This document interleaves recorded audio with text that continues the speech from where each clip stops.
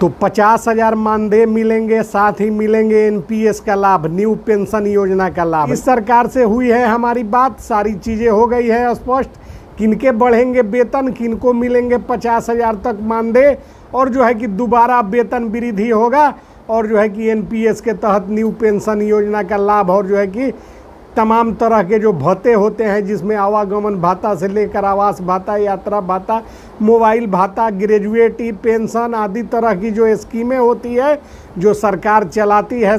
राजकर्मियों के लिए, लेकिन जो है कि संविदा कर्मियों पर भी लागू करने का अनुशंसा 2015 में गठित चौधरी कमेटी की अनुशंसाओं के अनुरूप जो है कि संविदा कर्मियों के लिए सरकार ने लागू कर दिया है। और जो संविदा कर्मी वंचित है वे जो है कि इसके लाभार्थी होंगे, किंतु संविदा कर्मी किसको मानती है सरकार, यह जो है कि जानना उन सब छोटे बड़े लोगों के लिए ज़रूरी है। आपको हम समझा देंगे। और नीतीश सरकार से हमारी बात हुई है, किनको मिलेंगे एनपीएस का लाभ, वेतन, पेंशन और तमाम तरह की जो योजनाएं चलती है राजकर्मियों के लिए, उसका लाभ किनको मिलेगा, और क्यों वेतन बढ़ रहा है किसी का और किसी का वेतन क्यों नहीं बढ़ रहा है, इस सब कुछ को स्पष्ट किया है सरकार ने, तो वह हम आपको बताने जा रहे हैं। चैनल को सब्सक्राइब, वीडियो को लाइक और शेयर कर दीजिएगा। संविदा पर नियोजित साथियों, आज हम आपको बताएंगे कि सरकार किन संविदा कर्मियों को संविदा कर्मी मानती है और किन कर्मियों को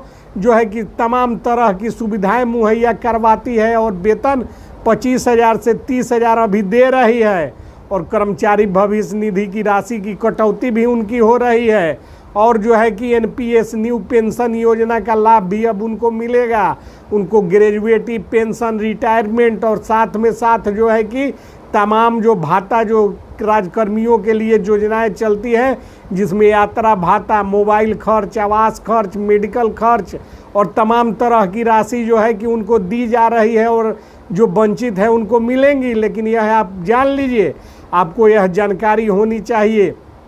जैसे कि हम उदाहरण दे रहे हैं कुछ कर्मियों का,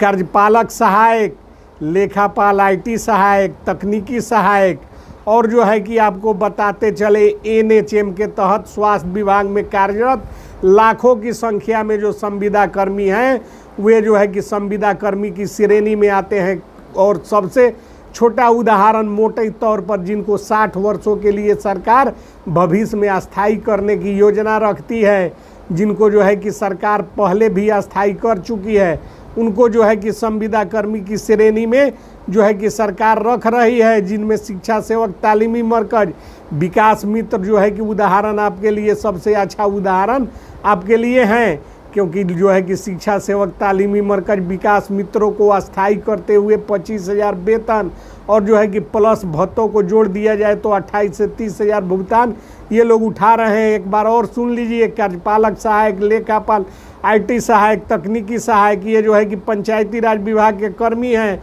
और जो है कि शिक्षा सेवक तालीमी मरकज विकास मित्र ये लोग संविदा कर्मी हैं। इनको जो है कि 60 साल के लिए अस्थायी किया गया है, और जो है कि इनके वेतन को तत्काल जो है कि 25 से 30,000 तक सरकार ने वृद्धि किया है, और इनको अन्य तरह की सुविधाएं भी सरकार दे रही है, जिनमें जो है कि एनपीएस स्कीम लागू करके नई पेंशन योजना से सरकार इनको बहुत जल्द जोड़ेगी और राजकर्मी भी घोषित कर सकती है। यह सारी सुविधाएं इन संविदा कर्मियों को प्राप्त है। और कुछ लोग जिनको सरकार संविदा कर्मी नहीं मानती है और उनको अस्थायी कर्मी,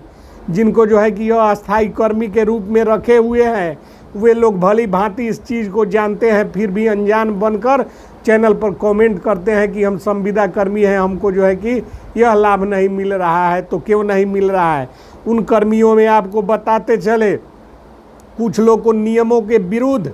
सरकार अनियमितता करके, तानाशाही करके जो है कि, और जो है कि उनके साथ जो है कि नाजायज और जुल्म, और जो है कि उनको जो है कि सता कर उनको जो है कि अस्थायी कर्मी की श्रेणी में ज़बरदस्ती रखे हुआ है। उन कर्मियों में आपको हम बता देना चाहते हैं जिनको जो है कि सरकार अस्थायी कर्मी मानती है। हम सारे का उदाहरण तो नहीं दे सकते, कुछ कर्मियों का नाम हम आपको चुनिंदा कर्मियों का बता दे रहे हैं। किसान सलाहकार, कचहरी सचिव, न्याय मित्र, बेल्ट्रॉन और उर्मिला के तहत कार्यरत आउटसोर्स के कर्मी, इन लोगों के साथ सरकार जो है कि जोर जबरदस्ती और अन्याय कर रही है, क्योंकि कार्य संचालन नियमावली है इन लोगों का ऑलरेडी जो है कि कार्य संचालन नियमावली ग्राम कचहरी सचिव न्याय मित्र कचहरी संचालन नियमावली वर्ष 2007, किसान सलाहकार संचालन नियम कृषि उन्नयन नियमावली भी गठित है और तमाम तरह के जो है कि इनके लिए नियम लागू हैं। उर्मिला और बेल्ट्रॉन के कर्मियों को सरकार अस्थायी कर्मी मानकर इनको जो है कि जीएसटी का और बिजली विभाग मानव बल इनको संविदा कर्मी की श्रेणी में नहीं मानती है सरकार, अस्थायी और आउटसोर्स कर्मी मानती है और इनका जो है कि दोहन और शोषण करती है। और चूंकि जो है कि यह सारे नियम और नियमावली लागू होने के बावजूद भी यह एक प्रकार का धोखा है, इनके साथ एक प्रकार का जो है शोषण है, जिसका जो है कि उद्भेदन हम आज इस चैनल के माध्यम से कर रहे हैं। और भविष्य में इनको क्या लाभ मिलेंगे, कैसे इनका वेतन 50,000 होगा और कैसे जो है कि इनको तमाम तरह एनपीएस का लाभ मिलेगा, वह भी हम आपको बताएंगे। अब आते हैं अवर्गीकृत कर्मी, जिनका कोई वर्ग नहीं है, वे कर्मी भी चैनल पर कमेंट करते हैं, सर हम तो संविदा कर्मी हैं, हमारा वेतन क्यों नहीं बढ़ा। तो आज स्थिति स्पष्ट कर दे रहे हैं, वे कर्मी स्वयं जानते हैं कि वे अवर्गीकृत कर्मी हैं। जैसे वार्ड सचिव, इसको 1 पैसा वेतन नहीं देती है सरकार और जो है कि काम लेती है। विद्यालयों के सचिव, शिक्षा सचिव, जो विद्यालयों में शिक्षा समिति के सचिव हैं, उनको भी वेतन नहीं देती है सरकार, किंतु कर्मी के रूप में रखे हुए हैं। वार्ड सचिव को भी रखे हुए हैं, पीएचडी पंप ऑपरेटर, रात्रि प्रहरी और जो है कि आपको बताते चले स्वच्छता कर्मी, जिनको सरकार कहती है कि जाओ भाई 30 रुपया पर हेड गाँव